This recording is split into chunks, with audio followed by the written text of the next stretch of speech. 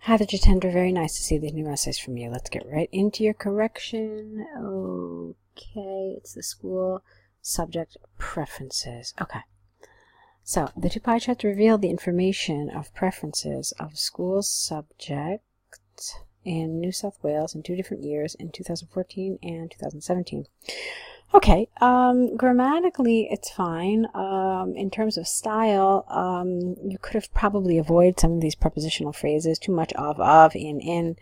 Let's see, for example, the two pie charts reveal the information regarding school subject preference in New South Wales in 2014 and 17.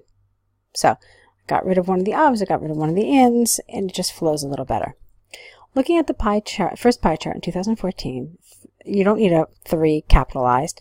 3 subjects, comma, geography, maths, and physics, occupied more than 3/4 of the subject preferences at 25, 27, and 19% respectively. A preference for the biology subject, you don't need to say biology, so you could just say for biology, is less than a fifth. You didn't need the just. But yeah, I guess it's okay. It's just less than a fifth, whereas PE is responsible for less than 1 in 10. It's not the most natural way to say this. I'm not responsible for less than 1 in 10. Just accounts for less than 10% would be fine here. Chemistry is one of the least popular in subject selection at just 1%, and 2 other subjects, IT and history, are in the same preference at 1.2.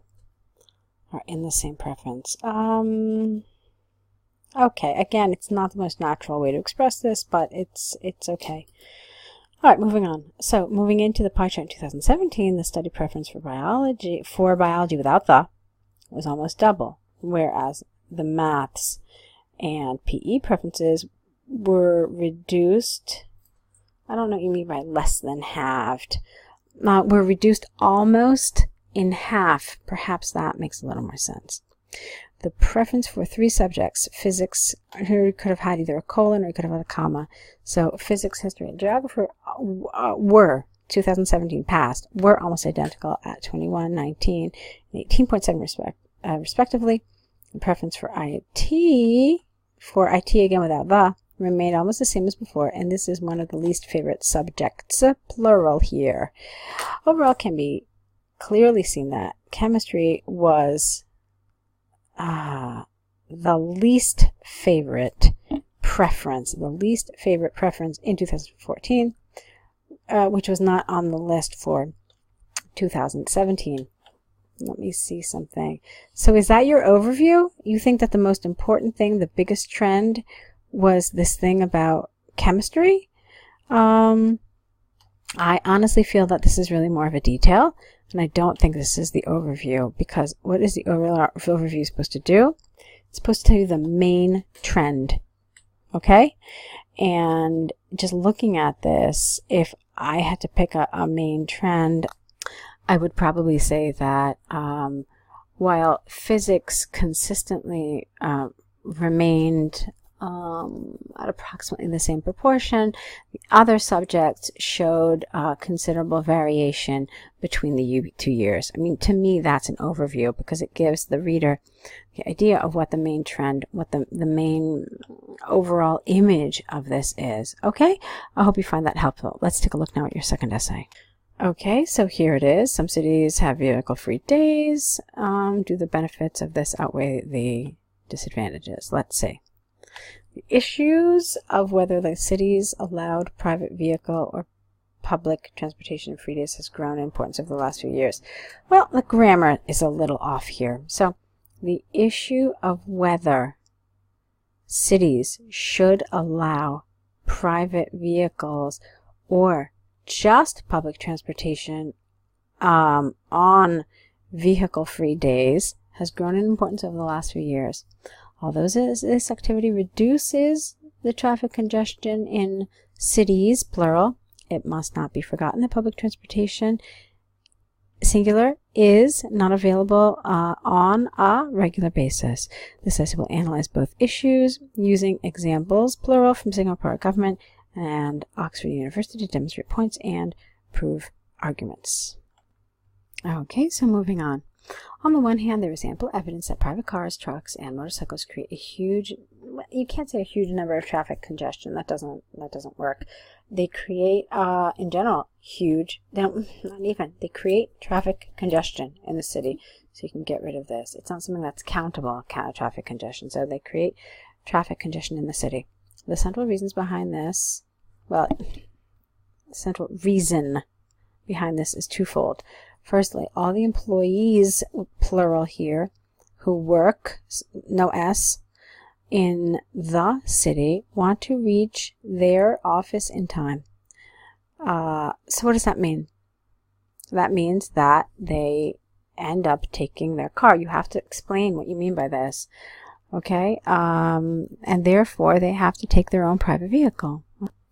And then this really fits into your next sentence as well, because then you can say, secondly,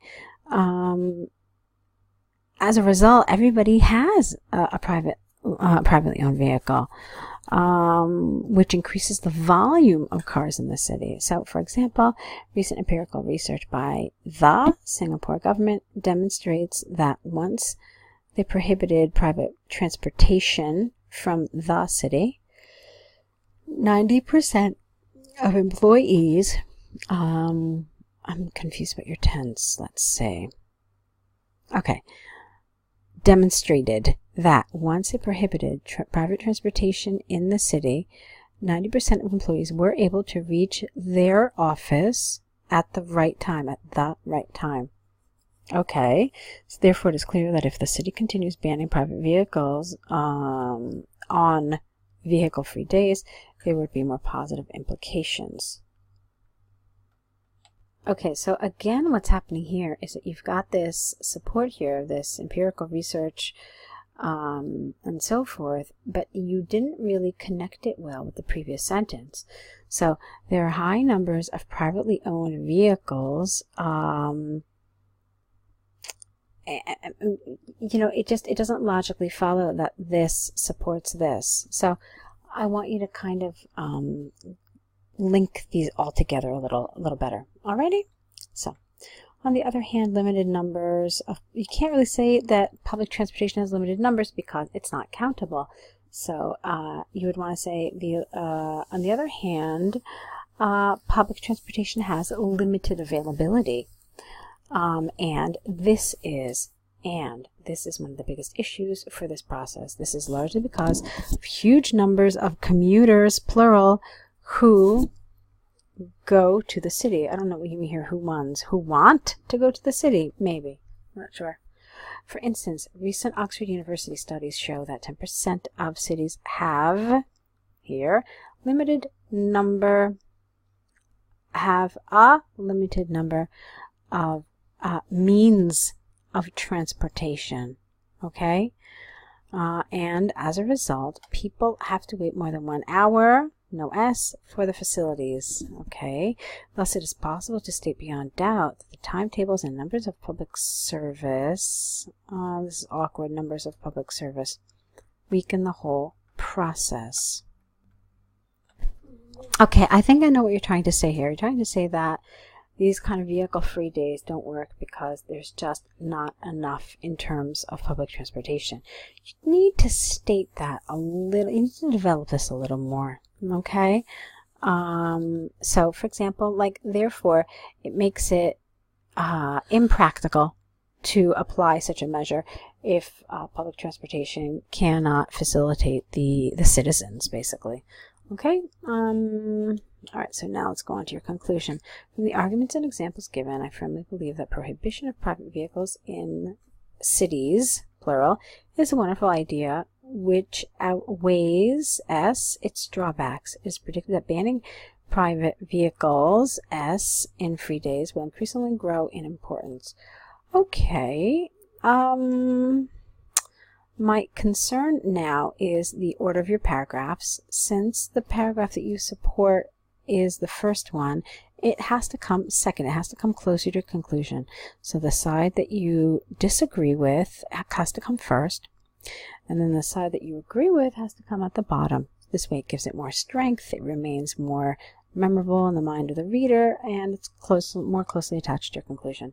All right, so you've tried doing some nice things in this essay. There were some mistakes, both in terms of development and grammar, so I need you now to correct them and send them back to us again like you did with your previous essays. So do this in the next day or so, and we will be waiting for them.